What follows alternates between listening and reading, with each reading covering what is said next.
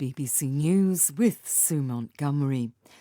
The World Bank has slashed its annual forecast for global economic growth, warning that many less developed countries face a major recession.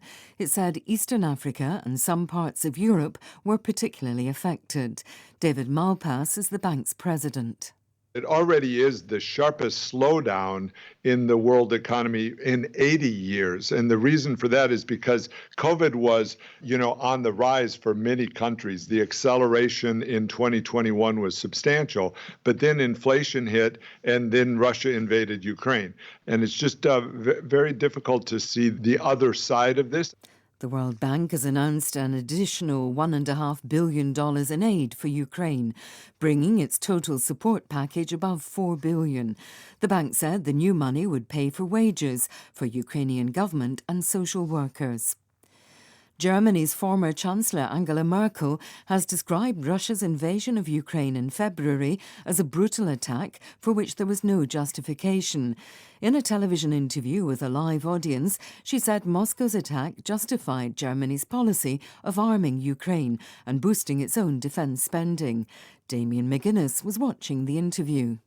Angela Merkel said that she felt extremely worried about what was happening, but she defended her role in negotiating the Minsk peace agreements between Ukraine and Russia after the annexation of Crimea in 2014.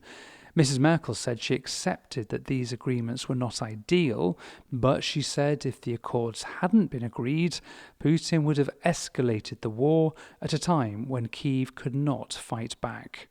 She also defended her stance against starting the NATO membership process for Ukraine back in 2008, saying Russia would have launched an attack on Ukraine straight away. The head of the military administration in the Kharkiv region of northeastern Ukraine says 3 civilians have been killed and 6 wounded in Russian strikes on Kharkiv city and neighbouring settlements. Although Ukraine's second biggest city is back under government control, it comes under frequent Russian bombardment. Brazilian police have opened a criminal investigation into the disappearance of a leading indigenous expert and a British journalist in the Amazon. Bruno Pereira and Dom Phillips were travelling in the Javari Valley. Mr. Phillips' wife, Alessandra Sampaio, appealed to the authorities. Eu queria fazer apelo para o governo federal. I would like to appeal to the federal government and the relevant bodies to intensify the search, because we still have a little bit of hope of finding them. Even if I don't find the love of my life alive, they have to be found. Please, intensify the search. BBC News.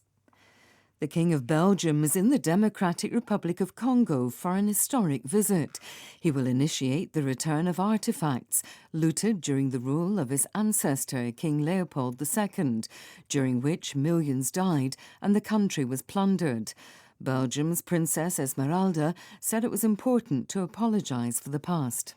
If there's something that has to be forgiven, you have to start by saying, I'm sorry, I apologize, because otherwise the wound will always remain. And after all, it's the people who have suffered that have to accept those apologies. So for them, it's really important.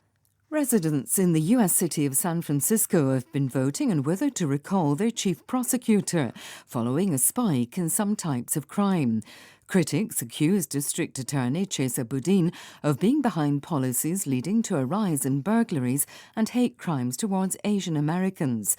Since being elected 3 years ago, he's pushed for perpetrators with drug habits to be given treatment instead of punishment and is focused on police reform. Scientists have made a new map of the floor of the Southern Ocean, giving them their best picture yet of the waters around Antarctica. Researchers say the map will deepen their understanding of the Earth's climate and geological history. Jonathan Amos reports. We know the global surface of the Moon and Mars to a higher resolution than we do our own planet. That's because 70% of Earth is covered in water. The International Bathymetric Chart of the Southern Ocean has sought to improve matters, pulling together all currently available ship measurements using sonar equipment. Even so, it still means only 23% of this region around the Antarctic has received a modern sounding. Better seafloor maps are needed for a host of reasons, not least for climate change studies. BBC News.